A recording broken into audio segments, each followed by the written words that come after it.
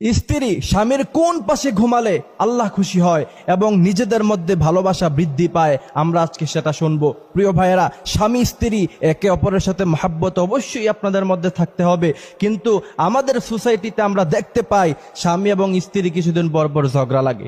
বিশেষ করে বর্তমান ইয়াং জেনারেশনের মধ্যে এই ঝামেলাটা একদম বেশি। নবীজি সাল্লাল্লাহু আলাইহি ওয়াসাল্লাম বলেছেন, স্বামীর সাথে কখনো রাগ করে থেকো না, তাহলে আল্লাহ পাক তোমার উপরে লানত দিবে, তোমার উপরে নারাজ হয়ে যাবে। প্রতিটি স্ত্রীর এই কথা শোনা উচিত। আল্লাহ নবী সাল্লাল্লাহু আলাইহি সাল্লাম বলেছেন, স্বামীর মর্যাদা কেমন শোনো। তুমি রান্নাঘরে রান্নার কাজ করতেছো, একটু দেরি হয়ে গেলে তোমার রান্না নষ্ট হয়ে যাবে। এমতো অবস্থায় যদি তোমার স্বামী তোমাকে কোনো প্রয়োজনে ডাক দেয়, তুমি সাথে সাথে তার ডাকে সাড়া দাও।